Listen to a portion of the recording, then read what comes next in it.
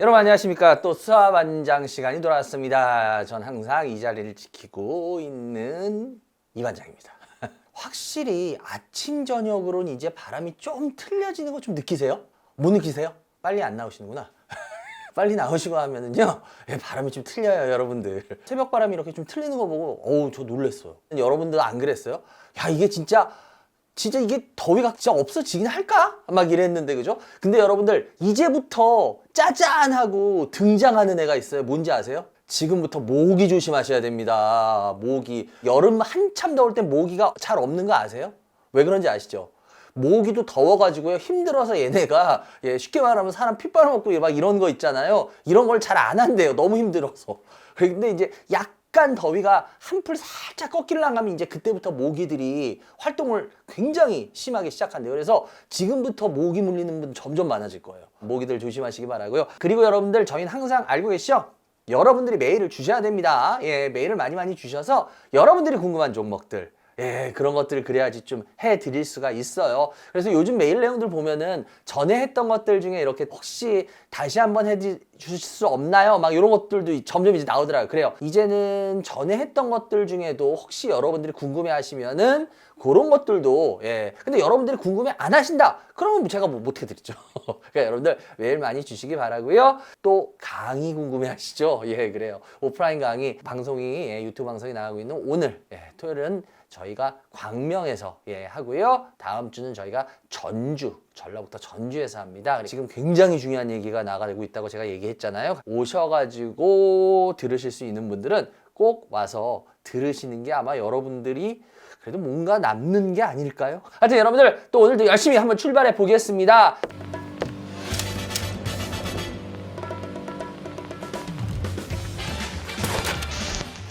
오늘 첫 번째로 출발할 종목은 뭘까요? 질문 몇 분 들어왔어요. 그래요. 삼성화재입니다. 삼성화재가 좀 저하고 비교적 연관성이 있는 회사예요. 왜 삼성화재가 연관성이 있나? 제 자동차 보험이 삼성화재거든요. 제 자동차 보험을 제가 이쪽에 들고 있다 그래서 제가 좀 뭐 편파적으로 좋게 말할 거다, 이런 오해하지 마십시오. 자동차 보험 언제든지 옮길 수 있거든요. 이게 바로 또 오늘 이따 이야기가 풀어지는 내용 중에 하나가 될 겁니다. 삼성화재 같은 경우에는 여러분 1952년에 시작한 회사라는 거 혹시 알고 계신가요? 되게 오래됐죠? 1952년에요. 한국 안보화재 해상보험으로 출발을 한 회사입니다. 그래가지고 이 회사 같은 경우는 현재 국내에서 이 손해보험 쪽으로는 규모가 가장 큰 회사인 거 혹시 알고 계시죠? 이 회사는 손해보험하고요, 그 제3보험업을 핵심 사업을 해가지고요, 뭐 지금 개인연금이나 퇴직연금 등 다양한 이런 상품들까지 판매하는 그런 보험사라고 알고 계시면 될 것 같습니다. 그리고 얘네들이 판매하는 보험, 아무래도 그래도 화재니까 화재보험이죠, 그죠? 그러니까 얘네들이 판매하는 보험 상품은요, 크게 몇 가지로 나눌 수 있는데요. 제일 먼저 말하는 게 그냥 일반 보험. 요거는 얘네들한테서 한 15% 정도를 차지해요. 15%. 두 번째가 뭐냐면요, 여러분들, 자동차 보험. 제가 좀 전에도 그랬어요. 제가 여기 자동차 보험 들고 있다 그랬죠? 이 자동차 보험이 삼성화재에서 한 30% 정도를 차지해요. 그리고 제일 많이 차지하는 건 뭐냐면요, 자동차 보험이 아니에요. 장기 손해보험이에요. 보험 중에도요, 생명보험도 마찬가지입니다. 이 장기보험들이 이게 보험회사의 이게 돈줄입니다. 그래서 이게 한 55%가 됩니다. 장기 손해보험, 요렇게 되고 있고요. 뭐 개인연금, 퇴직연금은 약간 그 부수적으로 아직은 전체적인 규모에서 좀 작다, 이렇게 보시면 될 것 같고요. 종속회사가 국내에는 3개가 있고요, 해외는 6개가 있습니다. 근데 이 해외 6개 중에 보면요, 인도네시아, 그리고 베트남, 유럽, 이 3개 자회사들은 이거예요. 뭐 하나면요, 외국계에서 이렇게 보험업을 제대로 하는 게 아니라요, 국내 법인들이 해외 나가 있잖아요. 그렇게 해외 나가 있는 한국 기업들 상대로 뭐 이렇게 좀 장사를 하고 있다? 좀 이렇게 표현을 해야겠죠. 저도 뭐 이 증권사 이쪽에 오래 근무를 했던 사람이지만 어떻게 보면 누워서 침 뱉기일 수도 있어요. 근데 제가 아직도 우리나라 금융은 굉장히 후진적입니다라고 제가 많은 이야기를 했던 이유가 그거예요. 우리나라 증권사 아직 우리나라 경제 규모에 비하면요, 정말 아직 후진적이고요. 왜? 아직 국제화 많이 안 돼 있잖아요. 지금 세계적으로 내세울 만한 어마어마하게 큰 증권사 있나요? 뭐 미래에셋트라고만, 그것도 랭킹으로 따지면 몇 위에가 있는데요. 그리고 은행들 여러분 아시잖아요. 우리나라 은행들 세계 무슨 10대 은행에 들어가나요? 아니잖아요. 여러분들 우리나라 보험사들 커봤자 세계적인 뭐 몇 대에 들어가는 보험사 있어요? 없죠. 그러니까 이게 우리나라 금융업이에요. 솔직하게 말하면 세계적으로 내세울 금융회사가 하나도 없어요. 우리나라 선진국이라고 이제 우리가 얘기하잖아요. 자본주의에서 선진국은요, 여러분들 금융 선진국이래야 돼요. 근데 정작 금융은요, 세계에 나가서 뭐 삼성이나 뭐 현대차 이렇게 내세울 만한 금융회사 솔직히 하나라도 있습니까? 하나도 없잖아요. 얼마 전부터 나가는 거지 솔직하게 국민 주머니 돈 다 털어먹으면서 컸잖아요. 그렇기 때문에 우리나라 금융은 아직도 갈 길이 멀다. 먼저 이렇게 얘기를 드려야 되겠고요. 보험산업은 여러분들 통상적으로 아실 겁니다. 개인들의 국민 소득이 늘어야 돼요. 그리고 국가가 잘 살아야지 국민 소득이 못 살면은 보험을 들 수가 없어요. 내가 당장 뭐 애들 뭐 학원비 가야 돼, 뭐 가야 돼. 그런데 보험 여러분들 들 수 있어요? 그래서 참 이거 가슴 아픈 얘기지만 여러분들 갑자기 목돈이 나가야 되고 우리 서민들 그럴 때 제일 먼저 하는 게 뭡니까? 보험부터 깨잖아요. 그러니까 이 보험이라는 게 나라가 살만해야 돼요. 그래서 오히려 보면은 개도국에서 선진국으로 가고 이럴 때 있죠. 이럴 때 보험이 제일 많이 성장을 합니다. 그리고 선진국에 오히려 들어간 보험회사들은요, 보험이 그렇게 성장을 많이 못해요. 왠지 아세요? 이미 선진국에 들어갔으면요, 어느 정도 보험 들 사람들이 거의 다 기본보험을 다 들어놓고 있어요. 그래서 성장이 잘 안 됩니다. 이게 그러니까 경제 성장률하고 똑같아요. 중국도 보세요. 막 10%대 성장하고 그랬잖아요. 불과 몇 년 전만 해도. 근데 중국 지금 뭐 5% 이렇게 내려오죠. 중국이 여러분들 막 5%대 이렇게 뭐 6%대 이런 성장할 거라고 생각했나요? 그 당시 안 했죠. 경제가 발전하면 발전할수록 중국도 어쩔 수 없어요. 그러니까 경제가 그렇게 발전을 해야지만 보험이 커고 그래서 사이클이 똑같습니다. 그래서 오히려 선진국으로 완전히 들어가면 보험회사들은 성장을 그렇게 할 건 없어요. 제가 그래서 아까도 말했지만 이제 국내에서 주머니 털어먹게 하면 이제 안 돼요. 왜? 이제는 진짜 성장의 한계를 느끼게 돼요. 그래서 빨리 해외로 계속 나가야 되는 겁니다. 얘네들은 올해 상반기 기준으로 해서요, 총 자산을 보면 그 삼성화재가 그래도 역시 화재 중에 제일 크기 때문에 총 자산이 약 86조 정도로 지금 나오고 있어요. 이 정도면 상당히 큰 거고요. 우리가 지급 여력 비율이라 그러죠. 만약에 여러분들이 보험을 들었어. 근데 사고가 났어. 저만 해도 삼성화재 자동차 보험 들고 있는데 만약에 제가 지금 자동차 사고가 났네요. 내가 진짜 뭐 이제 뭐 몇 대 몇이 돼서 이제 보험금을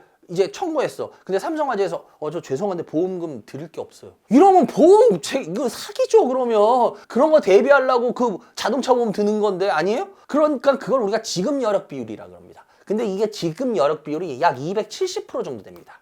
이게 상당히 좋은 건데요. 이 정도면은 세계적으로 그 보험 신용 평가를 하는 곳이 있어요. 그 AM Best라는 곳이 있는데 여기가 세계적인 그 보험 신용 평가를 해주는 곳이거든요. 근데 여기서 삼성화재가 A2 플러스, A2 뿔하니까 갑자기 배고프죠. 한우도 아니고 투뿔. A2 뿔이 제일 좋은 등급인데요. 이 A2 뿔을 14년 연속 삼성화재가 받았습니다. 그래서 삼성화재 같은 경우에는요, 굉장히 이쪽으로는 세계적으로도 좀 믿을 수 있을 만큼 튼튼한 그런 구조를 갖고 있다라고 보고요. 이 보험사의 수익 구조는요, 크게 세 가지 수익 구조로 얘기합니다. 보험사가 돈 버는 건. 첫 번째는 뭐냐면 보험 손익이에요. 더 정확하게 말하면요, 보험 영업 손익이에요. 자동차 보험 들면 자동차 보험료 낼 거 아니에요. 우리가 내는 거는 뭐라 그래요? 보험료라 그러죠. 그리고 우리가 타는 돈은 뭐라 그래요? 보험금이라 그러죠. 그래서 무슨 사기라 그래요? 보험료 사기라고 안 하고 보험금 사기라 그러잖아요. 보험료 사기다 안 그러잖아요. 왜? 보험료는 우리가 내는 거고 보험금은 타는 거니까. 이 보험료 수익에서 들어온 거에서 얼마나 보험금으로 나갔냐, 이런 것들, 그리고 뭐 사업비용, 재비용 요런 것들을 통한 차감한 손익, 요게 보험 손익입니다. 그래서 보험 영업손익이라고 그러고요. 두 번째는 투자 수익이에요. 여러분들이 그 낸 보험료 있잖아요. 그걸 적립된 보험 계약 부채라 그러거든요. 왜냐하면 여러분들이 혹시 무슨 일 있으면 줘야 돼? 이러기 때문에 이런 걸 보험 계약 부채라 그러는데, 이 보험 계약 부채 이렇게 해서 들어온 돈하고 자기네들의 어떤 자기 자본이 있어요. 삼성화재가 여러분들 자본금 얼마 이렇게 있잖아요. 그 자기 자본 뭐예요? 놀릴 수 없잖아요. 그 자본금을 돌려야 된단 말이야. 그래서 돈을 벌어야지 이 회사가 수익이 날 거 아니야, 그죠? 그래서 이런 거를 가지고 투자를 해가지고 수익을 내는 거예요. 그거를 우리가 투자 수익이라 그래요. 그리고 세 번째, 기타 수익이라 그러는데, 예를 들어서 이런 거죠. 보험사가 어느 정도 보험금이 나갈 것 같아. 그런데 그거를 미리 대충 잡아놔야 될 거 아니야. 왜? 투자로 돌려야 되니까. 전부 다 투자로 돌릴 수 없잖아. 평균 어느 정도는 우리가 올해 뭐 날씨도 없고 뭐 사람들의 지금 뭐 이런 상태도 여러 가지를 봤을 때 대충 이런 걸 따진단 말이야. 보험금을 어느 정도 나갈지, 보험금을 어느 정도 예측을 한단 말이야. 그리고 실제 지출, 그거 차이가 있어요. 그걸 우리가 뭐라고 하면 예실차라고 부릅니다. 그리고 재보험 수익하고 비용. 그러니까 이런 것들을 통해 가지고 들어오는 수익을 우리가 기타 수익이라고 잡습니다. 그래서 보험회사는 이 세 가지 수익이 있어요. 아까 좀 얘기했지만 보험 수익, 그리고 기타 수익, 그리고 투자 수익, 이렇게 세 가지. 이렇게가 돼 있다라고 보시면 되고요. 삼성화재의 보험료 수익 중에 가장 큰 거는 뭐냐면요, 역시 장기보험이에요. 근데 여기 같은 경우에 상반기에 뭐 한 4조 9천억 정도라고 잡고 있어요. 근데 보험 손익이 지금 약 8,400억 정도라 그러는데 이게 전년 동기에서는요 8%가 감소가 한 겁니다. 이건 왜냐하면 대형 화재들이 좀 발생을 했었고요. 그리고 여러분들 아시다시피 그리고 일부 담보 손해율들 이런 것들이 좀 증가 악화를 해가지고요. 이러면서 장기보험 요게 좀 손익이 많이 떨어졌습니다. 그리고 자동차 보험 어때요? 자동차 보험 손익 지금 좋을까요? 지금 수익이 안 좋습니다. 전년 동기에 비해서요. 이 보험 손익이 자동차 보험 쪽이 마이너스 80%예요. 엄청 많이 지금 없어졌어요. 왜 그럴까? 여러분들 올해 자동차 보험료 인상했나요? 인하했나요? 인하했죠. 그리고 지금 서로 간에 제가 아까도 그랬잖아요. 처음에 제가 자동차 보험 들고 있다고 잘 얘기 안 할 거예요. 왜? 저 얼마든지 딴 데로 갈 수도 있으니까. 이게 뭐예요? 서로 경쟁들이 붙어 있잖아요. 자동차 보험 서로 우리한테로 하세요. 특약 경쟁하고 막 난리 나잖아요. 그러다 보니까 자동차 보험 손익이 별 볼 일이 없다라는 거죠. 그런데 문제는 뭐냐면 전반적으로 자동차 보험 이런 데 손익을 까먹는데 수익 중에 두 번째 수익이 뭐라 그랬나요? 투자 수익이라 그랬죠. 이 투자 수익이 좋아요. 왜 그럴까? 미국 시장이나 이런 것들 수익 좋았잖아요. 그리고 얘네들이 금리가 또 올라가고 있었잖아요. 그러다 보니까 얘네들이 이게 투자 수익 쪽이 어느 정도 카바를 하고 있다라는 겁니다. 투자하는 운용 자산을 어떻게 하냐면은 얘네가 대출의 한 30%랍니다. 운용. 그리고 얘네들이 유가증권 있죠. 이 유가증권에 한 65%가 들어가 있어요. 두 개 합치면 95%니까 나머지 뭐 따질 거 없고. 그 혹시 돈 필요한 분들 그거 여러분들 그런 거 안 해봤나요? 여러분 마통 아세요? 마통? 이게 마이너스 통장이잖아. 신용. 마통하기 전에 이거 사람들 갑자기 돈 필요해서 보험 깰라 그러고 막 이러면은 그 보험 직원이 뭐라 그런지 여러분들 혹시 그런 거 여러분 안 겪으셨나요? 나만 겪었나? 갖고 계신 보험으로 대출 받으시면 돼요. 예, 보험 깨지 마세요. 이런 거 안 해보셨어? 안 해보셨구나. 예, 전 해봤어요. 옛날에. 그래서 이 보험 대출, 이게 대출 서비스예요. 이게 30%. 그리고 아까도 말했지만 유가증권. 이 유가증권에서 얘네들은 대체적으로 이게 어디로 들어간다면 유가증권에 주식 쪽보다는 얘네들은 보험사들은 자기들 돈 만약에 투자했는데 많이 벌면 다행인데 주식은 어때요? 팔기 전까지는 여러분 돈 아닌 거 아시죠? 만약에 그 보험료 줘야 될 거 가지고 마이너스 되면 큰일 나잖아. 그러니까 얘네들은 어떻게 해요? 유가증권이라도. 거의 다 보험사들은요 다 채권에 들어갑니다. 거의 다. 채권은 뭐예요? 거의 확정수익.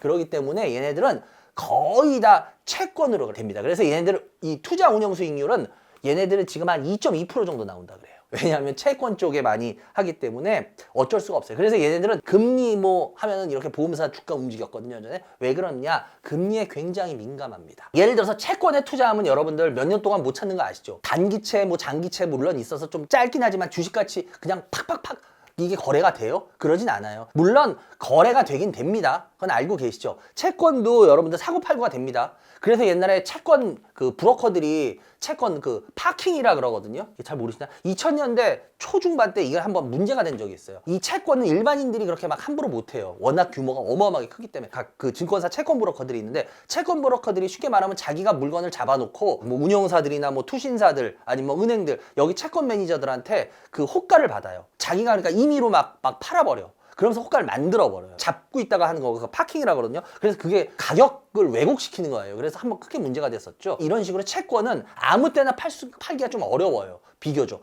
거의 만기까지 가는 경우가 많아요. 그래서 만기까지 가져갈 때 그러면 이거를 필요한 돈을 어떻게 그거 맞춰서 할 거냐. 그래서 이거를 채권은 듀레이션이라는 게 있습니다. 만기하고 맞추는 게 있거든요. 이거 만기점하고 어떻게 해가지고 수익점을 최대한 이걸 잘 할 거냐 이걸 듀레이션이라 그래서 채권은 듀레이션이 굉장히 중요해요. 그래서 보험사들은 이 듀레이션에 따라서 수익이 틀려져요. 그래서 이게 왜 그러냐? 이 듀레이션이라는 게 이게 금리 때문에 그러는 거예요. 그러니까 어쨌거나 이거 좀 어려운 얘기가 됐었는데 그래서 보험사들이 이렇게 안정적으로 계속 가려고 한다. 이렇게 생각하시면 됩니다. 얘네들 같은 경우에 특히나 제가 아까도 말했지만 해외 쪽이 우리나라 보험사들 나가야 된다 그랬잖아요. 왜냐? 우리나라 보험사들 해외 쪽이 너무 약해요. 올해 6월이었죠. 몇 달 안 됐죠. 얘네들이 그 2019년도하고 20년도에 3천억을 투자한 회사가 있었어요. 영국의 로이즈 보험사라고 혹시 들어보셨나요? 영국의 로이즈 보험사? 로이즈라는 게 이름이 게 아니라 영국 런던의 보험 시장 같은 거를 로이즈라 그래요. 그 보험사, 그 쉽게 말하면 섹터들이 몇 개가 있어요. 그 중에 하나예요, 정확하게.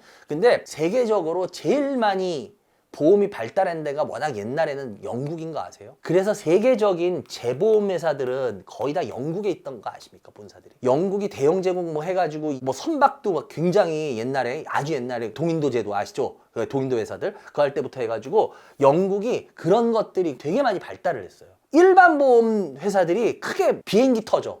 그럼 그거 피해가 어마어마하거든요, 보상에. 그러니까 그럼 잘못하면 그냥 웬만한 보험사들은 그냥 파산이에요. 그래서 그런 보험사들이 다시 영국의 이런 데 보험에다 보험을 또 듭니다. 이게 재보험이라 그래요. 우리나라도 그래서 거의 다 재보험 다 들어있어요. 근데 그런 시장이 쉽게 말하면 로이즈 시장이에요. 더 깊게 들어가면 딴 소리인데 그래도 거의 뭐 요런 재보험 시장 정도라고 생각하시면 돼요. 여기에 있는 캐노피우스라는 회사가 있어요. 이 회사를 얘네가 올해 6월에 8천억을 투자합니다. 근데 아까도 말했지만 2019년하고 2020년에 얘네가 한 3천억을 투자했었어요. 그러면서 요번에 8천억 해서 총 1조 1천억을 하면서 이 회사의 2대 주주가 됩니다. 지분율을 40%를 차지해서. 이건 굉장한 건데요. 이게 왜냐면 얘네가 이 로이즈 시장에서 이 캐노피우스라는 데가 5위 업체예요. 되게 큰 업체입니다. 뭐에 특화된 애들이 있냐면 예를 들어 납치. 우리나라는 그런 게 없는데 납치하면 납치범한테 막 이런 거 협상할 때 돈 어떻게 할래요? 여러분들 다 은행에 쌓아놓고 계세요? 어마어마하게 막 부르잖아요. 그럼 어떻게 해요? 이게 다 보험회사들한테서 나와요. 이런 보험을 미리 들어요. 아니면 예술품들. 예를 들어서 여러분들 뭐 피카소 이런 것들 다 뭐 보험 들어있다 그러죠. 그거 여러분들 우리나라 보험회사가 처리될 수 있을까요? 만약에 어마어마한 그 그림들 몇 개만 돈 하나면 만약에 물어줘야 되면 보험회사들 우리나라 파산할 걸 몇 개는? 그래서 뭐예요? 재보험을 들어야 돼요. 그러니까 이런 것들에 굉장히 특화되어 있는 세계 글로벌 기업 중에 하나가 이 캐노피우스예요. 근데 얘네가 이걸 인수한 거예요, 삼성이. 그래서 이거는 제가 봤을 때 의미가 좀 굉장히 커요. 이제 국제화를 나가기 위해서 이게 지금 삼성이 일단은 시동을 제대로 거는 거는 거는 것 같다. 주가 흐름을 보면 삼성화재가 몇 년 동안 주가 흐름이 굉장히 좋아요. 쫙 계속 올라오고 있죠, 지금. 이게 주봉이거든요. 예. 이런 거는 여러분 아실 겁니다. 가장 큰 이유는 왜냐하면 얘네들이 지금 주주환원을 잘하고 있어요. 이게 핵심 중에 하나인데 삼성화재 올해 4월에도 지금 보통주를 얘네가 136만 주 그리고 우선주를 9만 주 그래가지고 얘네가 총 145만 주를 요번에 소각을 했죠. 근데 이게 규모로 따지면 5,100억이 넘습니다. 그래서 얘네 같은 경우에 이게 전체 발행 주식수의 3% 정도를 소각을 시킨 거예요. 이게 굉장히 큰 거예요. 그러니까 얘네가 이런 식으로 지금 주주환원을 굉장히 잘하고 있어요. 그리고 얘네가 또한 28년까지 그 주주환원율을 50%로 확대하겠다 그랬죠. 그리고 지금 자사주 소각 얘기 나왔는데 이 자사주가 여러분들 자사주 매입만 가지고는 주가에 아주 크게는 도움 안 된다 그랬죠. 왜냐? 자사주 매입은 그냥 자사주를 사서 갖고 있는 거라서 이게 여차하면 이게 뭐예요? 회사에서 대주주들이나 이런 사람들이 자기 경영권 방어에도 써요. 이게 다시 그래서 물량으로도 나와요. 그런데 자사주를 매입한 다음에 소각해버리면 아예 없어져 버리는 거거든요. 그만큼 물량이 아예 사라져 버리는 거예요. 그렇기 때문에 이건 굉장히 주가에 도움된다 그랬잖아요. 그래서 얘네가 자사주 비율을 5% 미만으로 2028년까지 가져가겠다 그랬어요. 근데 지금 얘네가 자사주 그 비율이 현재 13.4%인가 그래요. 그러니까 8.4%를 2028년까지 매각을 해야 돼요. 이 8.4%가 대략 2조 원 규모예요. 그러니까 얘네들이 2028년까지 2조 원 정도를 태워버리겠다는 거야. 그러니까 이건 작은 금액은 아닙니다. 이런 것들을 얘네가 계속 지금 잘 하고 있기 때문에 지금 이 주가 흐름이 또 이렇게 좋을 수가 있죠. 그런 다음에 얘네들 지금 배당을 작년에 한 주당 얘네가 19,000원인가 했죠. 근데 올해 22,000원 한다 그러죠. 그러면 얘네가 배당 수익률이 한 이게 5% 정도예요. 이걸 계속 유지하겠다 그러죠. 근데 얘네들은 이 배당 수익률 이 정도를 계속 유지할 수 있을 거예요. 왜냐? 얘네들은 들어오는 돈이 일정해요. 왜? 보험회사니까. 그러고 얘네들은 아까도 말했지만 투자 수익 이런 것들을 안정적으로 채권 같은 걸로 하니까 어때요? 안정적으로 수익을 뽑아요. 그러니까 안정적인 수익을 가지고 배당을 계속 늘려나가겠다. 그러니까 예측이 가능하단 말이야. 그러니까 어떻게 되겠어요? 얘네들한테 주주환원에 있어서 좋게 되겠죠. 재밌는 게 뭐냐면 삼성화재 하면 여러분들 삼성에 또 하나 보험회사 있죠. 여러분들 삼성생명 아시죠? 삼성생명하고 삼성화재하고 어디가 더 크게 해요? 우리가 목숨이 더 중요하다 그러지 않아요? 그래서 삼성생명이 규모가 훨씬 큽니다. 삼성화재보다. 삼성화재가 그래서 예전에는 운영을 더 잘했어요. 그래서 삼성화재가 주가 보면 이런 식으로 올라오죠. 얘는 꾸준히. 삼성생명은 워낙 운영을 별로 잘 못했어요. 솔직하게. 그래서 얘네들은 이런 식이에요. 근데 얘네가 주주환원이나 이런 것 때문에 올해 뽑아버렸죠. 삼성화재하고 삼성생명이나 좀 다 뽑아가지고 제가 왜 이 말씀을 또 드리냐면은 이 주주환원이라는 게 나쁘진 않아요. 그렇지만 이제 계속 여기서 올라가기에는 조금씩 힘이 붙이는 모습들이 나오지 않겠냐. 왜냐, 월봉을 한번 보시더라도 이게 몇 년 동안 지금 올라왔거든요. 이렇게 되면 이게 이제 좀 더 있으면 이제 쉬는 구간으로 좀 들어갈 수가 있어요. 갖고 계신 분들은 여기서 한 번쯤 좀 더 올라가게 되거나 막 이렇게 되면은 물량을 좀 정리하시면서 다른 쪽을 또 한번 보시는 것도 나쁘지 않지 않겠냐, 이렇게 말씀을 드려보겠습니다. 오프라인 무료 주식 강연 찾아가요 이반장. 9월 6일 토요일 오후 1시 광명으로 찾아갑니다. 주식에 관심 있는 누구나 참여 가능합니다. 많은 참여 바랍니다. 예, 말씀드렸지만 오늘은 저희가 경기도 광명을 갑니다. 광명 진짜 오랜만이더라고요. 예, 광명 강의를 거의 2년 반 가까이 만에 가는 것 같아요. 예, 봤더니 거의 그 정도 된 것 같아요. 그러니까 여러분들 오랜만에 또 필요하신 분들 와서 재밌게 들으시기 바랍니다. 두 번째 종목입니다. 두 번째 종목은 여러분들 롯데웰푸드예요. 롯데웰푸드. 여러분 잘 아실 만한 회사죠. 여러분들 빼빼로. 11월 10일이 빼빼로 데이잖아요. 그리고 가나 몽쉘 통통 꽃갈콘 알고 계시죠? 이런 거 만드는 회사예요. 그리고 얘네들 특히 빙과 부분 같은 경우에 아이스크림. 이 아이스크림엔 얘네 유명한 거 있죠. 저희 옛날에만 해도 이게 이 CM송 유명했는데 이게 다 같이 모두 모여 월드콘 월드콘 기억나세요? 그리고 설레임, 그리고 비비 꼬였네 들쭉날쭉해 스크루바 그죠? 그리고 조스바, 돼지바, 아주 유명한 아이스크림들을 만들어내는 회사죠. 그리고 얘네들은 그거 말고도 베이커리, 육가공 이런 것도 하고요. 이렇게 종합적으로 다 이런 쪽을 하는 식품 포트폴리오를 갖고 있다. 이렇게 잘 알고 계실 겁니다. 그리고 얘네들은 종속회사가, 이 롯데월푸드가 은히 종속회사가 많아요. 33개나 있어요. 그런데 얘네들이 주요 종속회사는 한 5개 정도가 됩니다. 그리고 얘네들 같은 경우에 매출 비중을 보면요, 껌하고 캔디 요게 한 5% 좀 넘어요. 한 5.5% 정도 되고요. 그리고 비스킷하고 초콜릿 요게 한 20%. 그리고 얘네는 실은 좀 전에도 말했죠, 아이스크림, 빙과류. 이 빙과가 얘네 제일 높아요. 한 25%. 근데 얘네들은 하나에 너무 막 많진 않아요. 이게 다 띄엄띄엄이야. 그래서 유지식품 이런 거 있죠. 이런 것도 한 20%. 그리고 육가공. 아까도 말했지, 햄이란 이런 것도 한 15%. 그러니까 하나에 너무 크게 가진 않아요. 근데 이 회사 재밌는 게 뭐냐면, 여러분들 껌하고 캔디가 5.5인데 롯데가 일본에서 시작한 거 아시죠? 롯데그룹 자체가. 근데 여러분 아실 겁니다. 우리나라에서 롯데가 엄청 큰 기업이지만 일본에서는 롯데가 그냥 좀 중소기업 중에 좀 큰 기업 정도? 그 정도인 거 아세요? 근데 롯데가 일본에서 뭘로 유명한지 아십니까 혹시? 우리나라에서는 롯데가 백화점이고 뭐가 굉장히 유명하죠? 일본에 계신 분들한테 물어보세요. 롯데가 껌 회사로 알아요, 일본 사람들은 아직도. 그래서 일본에 실은 굉장히 놀라웠던 게, 맨 처음에 일본이 롯데 지바마린스 프로야구팀 갖고 있죠. 껌 회사가 프로야구팀을 해?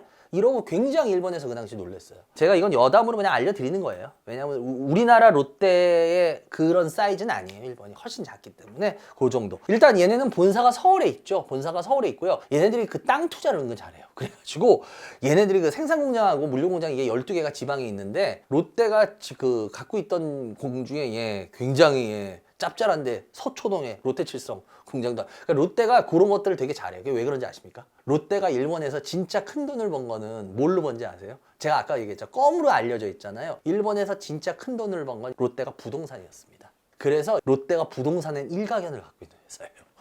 모르셨을 겁니다. 이 회사 같은 경우에 실적은 아마 여러분들 2, 4분기를 바닥으로 해서 3, 4분기부터 해서 실적은 좀 턴을 돌릴 것 같아요. 그럼 왜 그런지 아시죠, 여러분들? 저저번 달이었네요, 벌써요. 여러분들 정부 소비 쿠폰 받으셨어요? 그거 했잖아요. 그러니까 사람들이 어때요? 이런 것들 쪽으로 돈들이 나가게 돼 있잖아요. 왜? 또 아이들한테까지 다 갔잖아요. 그러니까 어때요? 이런 쪽이 매출이 늘 수밖에 없겠죠. 그죠? 그리고 또 카카오. 여러분들 또 이 카카오 하니까 다음 카카오 그거 생각하시죠? 진짜 카카오, 진짜 카카오. 그 카카오가 얘네들의 그 원료거든요. 근데 카카오 가격이 굉장히 많이 변동이 되는 거 아시죠, 지금? 카카오가 그래서 뭐 $10,000였다가 $8,000인가로 지금 떨어졌잖아요. $8,000. 그랬는데 지금 또 다시 또 오르고 뭐 해서 지금 카카오가 아주 가격 변동이 난리도 아니잖아요. 근데 요게 가격이 좀 내려가는 단계에서 만든 것들이 이제 좀 반영이 돼요. 그리고 또 얘네들이 특히 요번에 물가들 많이 올랐잖아요. 아시죠? 올해 특히 가격 인상들을 했잖아요. 막 과자들이나 이런 것들, 아이스크림. 그래서 이 가격 인상 효과가 지금 이제 3분기부터 본격적으로 나타나기 시작합니다. 그리고 요번에 우리 계속 우리 더운 거 얘기 진짜 많이 했잖아요.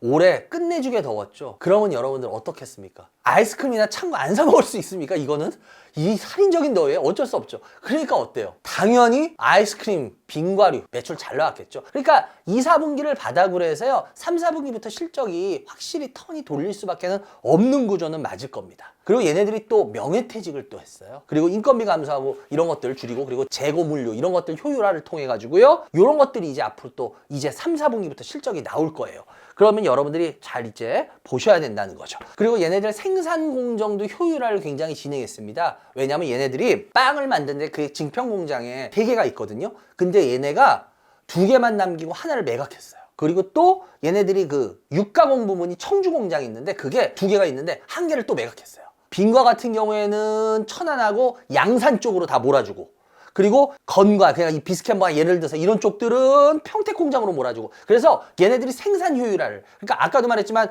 뭐 명예퇴직이나 이런 것들, 재고 이런 것들을 조정해서 효율화하고, 또 지금 말했듯이 생산 공장도 더 압축해가지고 또 그런 거 부동산 이런 공장 부지들 팔고 이렇게 해가지고 얘네들이 이런 부분들이 계속 이제 실적에 반영이 될 거예요. 그러니까 이런 부분들 상당히 매력이 있는 거죠. 근데 롯데웰푸드 하면 여러분들 좀 공부해보신 분들은 아실 거예요. 롯데웰푸드는 인도의 축구사입니다. 왜 그러냐면 여러분들 2004년이었죠. 국내 제과업계, 이 식품업계 최초로 인도의 그 현지 제과업체 페리스라는 데가 있습니다. 얘네가 걔네를 인수하면서 우리나라 식품업체 중에 최초로 얘네가 인도를 난 겁니다. 2004년에 굉장히 빨리 나갔어요. 그리고 얘네들 같은 경우에 그래서 이 사업을 확장해서요 인도 남부의 그 첸나이에 공장이 있고요. 그리고 북부에 하리아나 공장, 남부의 첸나이 그리고 북부의 하리아나, 이 공장 이 2군데 여기를 통해 가지고 얘네들이 뭐를 만들어내냐, 빼빼로하고 초코파이를 여기서 찍어냅니다. 그래서 얘네들 같은 경우에 그렇게 하고, 특히 2017년도에 이게 굉장히 중요한데요, 하부모아라 그러죠. 하부모아. 이 하부모어가 이게 뭐냐면요, 인도의 유명한 그 아이스크림 만드는 업체예요. 이 하부모어를 인수하면서 이제 일로 본격적으로 진출을 하는데요, 그 23년에 얘네가 이걸 더 증설합니다. 이게 왜 중요하냐면 여러분들, 이 부분이 지금 우리나라의 그 라면들 난리 난 거 아시죠? 지금 아이스크림이 이 빙과류 쪽이 지금 슬슬 탄력을 받기 시작하려고 있어요. 그 K푸드에서도 이 빙과류 쪽이, 이 빙과류 쪽에서 얘네가 지금 굉장히 잘 파고들었어요. 그래서 얘네 같은 경우에 좀 전에도 말했지만 23년에 얘네가 더 증설을 해버렸거든요. 이 증설을 했는 게 이게 지금 이제 계속 효과를 보고 있어요. 그래서 이런 부분들이 지금 앞으로 굉장히 좀 부각이 될 가능성이 좀 제가 봤을 때 커 보여요. 그리고 얘네 같은 경우에 이 과정에서 아까 하리아나 말했잖아요. 얘네가 330억을 하리아나 공장에 투자해가지고요. 얘네가 뭐를 하냐면요, 빼빼로 있죠, 빼빼로. 빼빼로를 얘네가 인도에서 직접 생산합니다. 그 전까지는 빼빼로를 어떻게 했냐면요, 국내에서 만들어서 수출을 해줬어요. 근데 이제는 얘네가 빼빼로를 하리아나 공장에서 직접 만들어요. 그리고 인도 통합법인, 이 롯데인디아가 이제 통합법인으로 아예 해요. 그래서 이 소리는 뭐냐면, 우리가 흔히 이렇게 얘기하죠, 현지화. 결국 여러분, 미국에 이번에 관세할 때도 미국의 관세를 뚫을 수 있는 방법은 뭐라 그랬어요? 현지 생산이라 그랬죠, 무조건. 그래서 트럼프가 뭐라 그래요? 니네 우리나라에 들어와서 생산하고 우리나라 사람들 쓰고 우리나라 재료 쓸 것들 써! 이거잖아요. 그럼 니네한테 관세 피하게 해줄게 이거잖아요, 그런 업체들. 그래서 막 힘든 거였잖아요. 그게 마찬가지예요.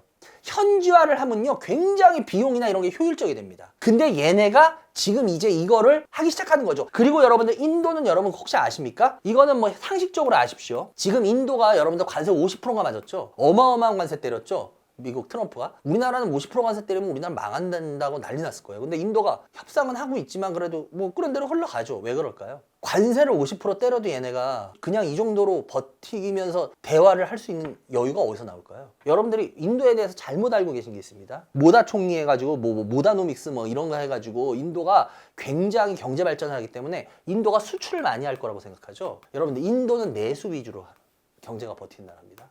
우리나라는 수출 비율이 큰데 인도는 수출 비율이 생각보다 굉장히 작아요. 그래서 인도는 미국이 관세 50%를 때려도 인도는 버텨내면서 협상을 할 수가 있어요. 인도의 경제는 되게 특이한 구조예요. 그래서 이거 인도의 경제에 대해서 잘 모르는 분들이 얘기를 하면 굉장히 엉뚱하게 해석을 해버리십니다. 방송이나 이런 데서. 그래서 이런 부분은 알아두셔야 돼요. 미국의 트럼프가 50%를 때려도 이게 가능한 이유. 인도는 내수가 굉장히 높은 나라예요. 그래서 이 내수가 이제 인도는 경제가 발전하면서 모다노믹스 뭐 이런 거 아시잖아요. 살아나면은 사람들이 어떻게 돼요? 우리도 마찬가지였잖아요. 간식들 많이 먹고 아이 뭐 하잖아요. 예. 어때요? 그러면 이제 인도의 이런 부분 통합법인으로 해가지고 이렇게 생산 라인 늘리면 어때요?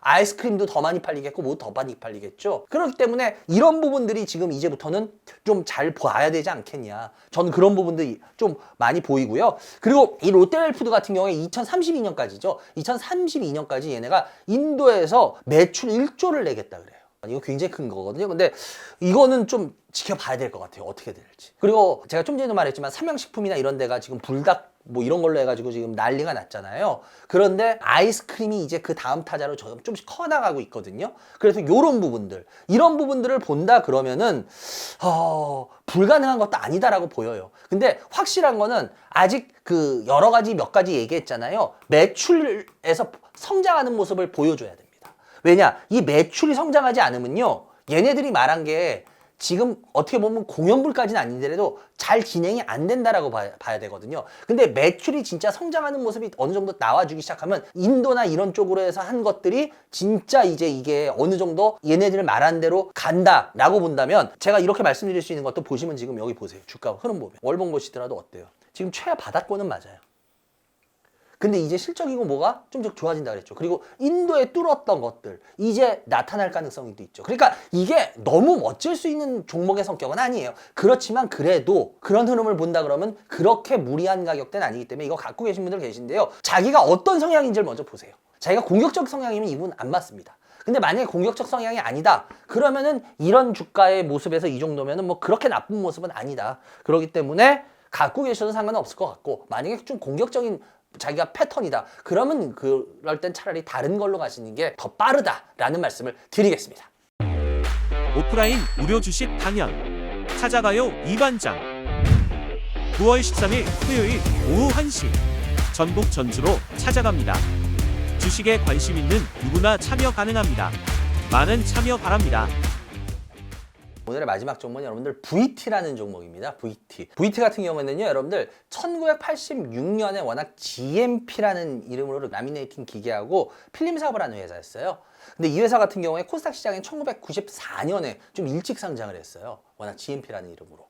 이 회사 같은 경우에 저도 지금도 기억나는데 제가 처음에 업계에 들어갔을 때 GMP라는 회사가 코스닥에 있었어요. 그런데 이 회사 같은 경우에 2012년이었죠. 2012년에 이 회사가요, 그 워크아웃에 들어갈 정도로 아주 안 좋아집니다. 그러다가 이 회사가 2016년이었죠. 워크아웃이 정리되면서요, 강승원 회장이란 분이 인수합니다. 그러면서 이 회사가 그 2017년에요, VT 코스메틱 지분을 인수합니다. 그래서 2019년에 GMP하고 VT 코스메틱이 합병을 해서요, VT GMP로 사명을 바꿔요. VT GMP. 2020년에는 얘네가 그 큐브 엔터라고 있어요. 여러분 혹시 엔터 중에 들어보신 분들도 계실 거예요.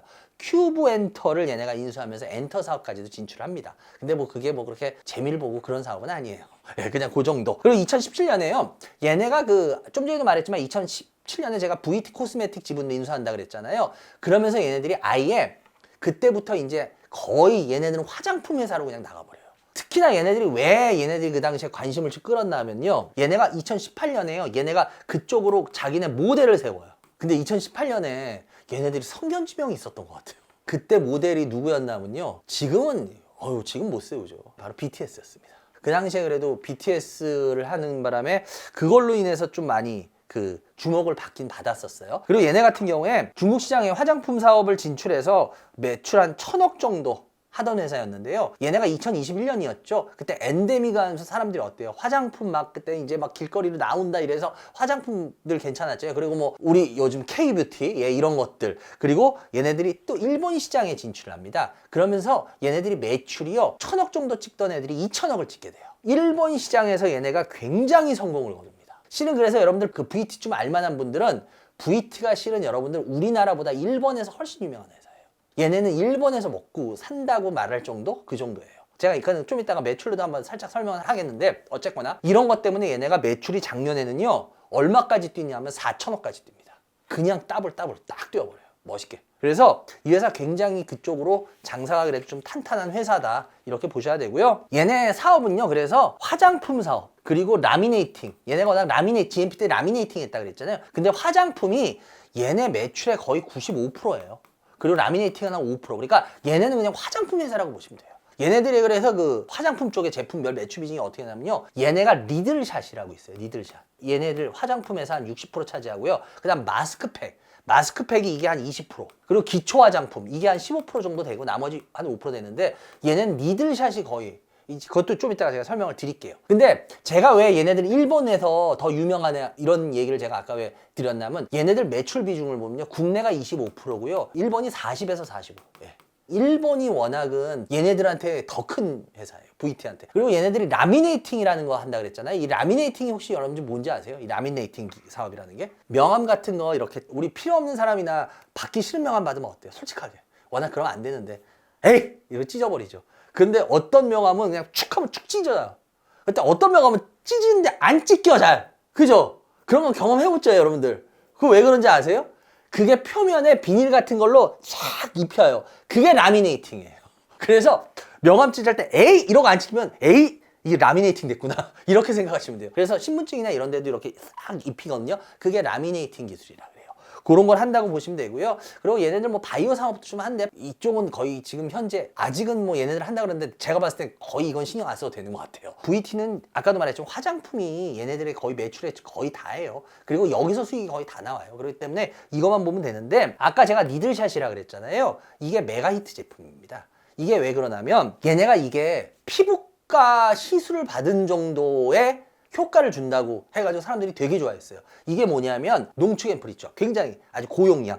그리고 마이크로니들 아시죠? 침 같은 주사 바늘 같은 거. 이걸로 직접 이 농축 이 앰플이 들어가는 거예요. 그래서 이게 효과가 굉장히 좋다 그럽니다. 피부의 흡수가. 왜냐면 생각을 해봐요. 여러분들 우리 아르기닌 체력 떨어졌을 때 여러분들 병원 가서 저 지금 요즘 너무 힘들어요. 링겔 한번 놔주세요. 그러면 거의 뭐 많이 놔주는지 아세요? 체력이 좀 딸리세요? 그러면 아르기닌 놔주세요. 근데 아르기닌이 여러분들 주사로 맞는 거하고 먹는 거하고 어떨 것 같아요? 주사가 훨씬 빠르죠? 직접 들어가니까. 이것도 마이크로니들로 직접 들어가면 어떻겠어? 효과가 당연히 좋을 수밖에 없겠죠? 그래서 얘네들 같은 경우에 피부 모공이나 각질 탄력, 개선 이런 거에 굉장히 좋았어요. 그래서 얘네가 니들샷이 2023년이었나요? 그때 얘네가 출시 직후에요. 올리브영이나 쿠팡 이런 데 있죠. 그리고 무신사, 스킨케어 부분에서 얘네가 1위를 차지합니다. 나오자마자. 이게 너무 효과가 좋으니까. 그리고 더군다나 왜 얘네가 일본에서 선풍적이었냐면 일본에 아주 유명한 쇼핑몰이 있어요. 여러분 혹시 아실 거예요. 라쿠텐이라고. 얘네가 라쿠텐에서도 1위를 달성해버립니다. 나오자마자 그냥 우리나라, 일본 그냥 다 먹어버린 거예요. 이거 엄청난 거예요, VT가. 그래서 그 당시. 근데 VT라는 회사를 직접 몰라도 니들샷 이것 때문에 아세요. 근데 이게 더 대단했던 건 뭐냐면요. 다이소에서 니들샷이 나오자마자 계속 장기간 품절 상태를 일으킨 거 아세요? 그래서 가면은 없어요. 그래서 이거 구하려고 사람들 그때 쌩 난리를 쳤었어요. 이게 그러면서 바이럴이 됐습니다. 바이럴 마케팅. 입소문으로. 뭔데 그렇게 없어? 그래? 나도 한번 써볼까? 그러면서 이게 바이럴로 어마어마하게 됩니다. 그래서 얘네들 같은 경우에요. 화장품 매출 쪽이 특히나 올 2, 4분기에도 얘네가 1000억이 나왔는데 이게 전년에 한 500억 조금 넘었어요. 그러니까 1년 만에 거의 화장품 매출 얘네 이런 쪽이 따블이 늘어버립니다. 그래서 얘네 굉장히 튼튼한 거예요. 그래서 주가를 보시더라도 지금 보시다시피 어때요? KBT 이런 거 아닌 거 웬만해서 없잖아요. 다 이렇잖아요. 그래서 얘네들 같은 경우에 여러분들 분명히 제가 전에도 화장품 관련된 거 요번에도 몇 번 상담할 때마다 여러분들 그 얘기를 많이 드렸지만 KBT 좋은 거 맞아요. 예전에는 진짜 아모레퍼시픽이나 LG생활건강 이쪽이었다면 지금은 2세대 라인이라 그랬잖아요. 그죠? 그래가지고 지금은 이제 인디 화장품들이 아주 난리를 치고 이렇게 주가가 올랐어요. 근데 문제는 뭐냐면은 지금 얘네들이 물론 요즘에 의견이 팽팽히 갈려요. 이게 더 성장을 할 거다. 근데 문제는 뭐냐면 여러분들 주식이 무조건 성장을 한다 그래서 주가가 올라가는 건 아니에요. 여러분들 산업도 여러분들 도입부가 있죠. 성장이 있죠. 그 다음에 성숙이 있습니다. 근데 여러분들 제가 이걸 우리 청소년들이나 사람 키에 비유하는 게 왜냐면 아이에서 청소년으로 넘어가서 청소년 때 여러분들 어떤 애는 뭐 방학 지나고 났는데 10cm가 컸다 이러잖아요. 몇 개월 만에. 여러분들 근데 아무리 키 큰 사람도 어른 돼서 몇 개월 만에 10cm, 15cm 큰 사람 있어요? 근데 가끔 군대 가서도 나 군대에서 2, 3cm 컸어 하는 사람은 있어요. 왜 그럴까? 도입에서 성장을 갈 때는요, 주가가 엄청나게 성장을 해요. 근데 성장해서 성숙을 가면 성장은 합니다. 커지긴 해요. 근데 제가 아까도 말했죠. 군대 가서 예를 들어서 2, 3cm 컸어. 그것도 큰 거예요.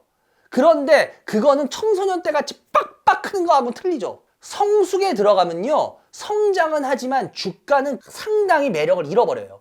제가 왜 이 말씀을 드리냐, K뷰티들이 도입에서 성장 시기에는 주가가 뽑아요. 근데 이제부터 K뷰티가 이게 과연 성장 시기가 계속 더 가는 시기냐, 아니면 이제부터 좀 어느 정도 성숙 시기냐, 이 관점에 따라서 이 K뷰티 주식을 대하는 사람들은 완전히 틀려집니다. 그래서 지금부터는 여러분들이 생각을 잘 하셔야 돼요. 그러니까 저도 제 말이 맞다라고 주장은 안 할게요. 왜? 지금 아직 초등학교 한 뭐 6학년이나 중학교 1학년이야. 중학교 때 한창 클 거야. 이렇게 보면은 아직도 더 클 부분이 많겠죠. 근데 그렇지 않고 얘가 이제 고등학교 이제 들어갈라 그래. 그럼 고등학교 때부터는 어때요? 성장이 확 줄죠. 이게 과연 어디에 해당하느냐는 거예요. 이 주봉들이. 근데 저는 성장에서 이제 성숙으로 넘어간다라고 봐요. 주식으로는. 그러니까 성장은 합니다. 우리가 이제 또 그 다른 쪽들도 지금 뭐 예를 들어서 지금 유럽 시장도 뚫고 있고 계속 그러기 때문에 하는데, 근데 문제는 이제부터 뚫는 게 과연 쉬워지겠냐라는 거예요. 생각보다. 왜냐면 그쪽은요, 여러분들 품질들이 진짜 우수해요. 화장품이 맨 처음에 여러분들 세계적인 화장품 회사 다 유럽이었어요. 그러다 이제 일본이 좀 어느 정도 된 것 같고. 그래서 이제부터 넘어가는 시장이 물론 남미도 있고 해요. 그런데 과연 이게 어느 정도일까? 이거에 따라서 대하는 게 틀려지기 때문에 제가 봤을 때는 이제부터는 공격적으로 이 주식을 끌고 간다는 거는 좀 리스크가 있지 않겠냐라고 보여지거든요. 그래서 VT 갖고 계신 분들 질문 들어왔는데, 이거는 진짜 어떻게 보면 굉장히 의견이 나뉠 겁니다. 그런데 저는 일단은 제 생각이 어떤지에 대해서 말씀을 드렸기 때문에 이 부분에 대해서는 지금 질문하신 분들이나 갖고 계신 분들이 좀 판단을 잘 해보시는 게 어떨까라는 말씀을 마지막으로 드려보겠습니다. 여러분들 오늘도 열심히 시청해 주셔서 감사하고, 하여튼 여러분들이 이제 날씨도 점점 시원해질 테니까 그만큼 또 공부하기도, 근데 공부하기 좋으면 놀기도 좋은 때예요. 그러니까 너무 노는데 정신 팔리지 마시고 그래도 또 공부도 하시면서 그러면서 노시기 바랍니다. 그래요. 하여튼 여러분들 좋은 주말 되시기 바라고요. 한 주 뒤에 더 좋은 모습으로 여러분들 찾아뵙겠습니다. 감사합니다.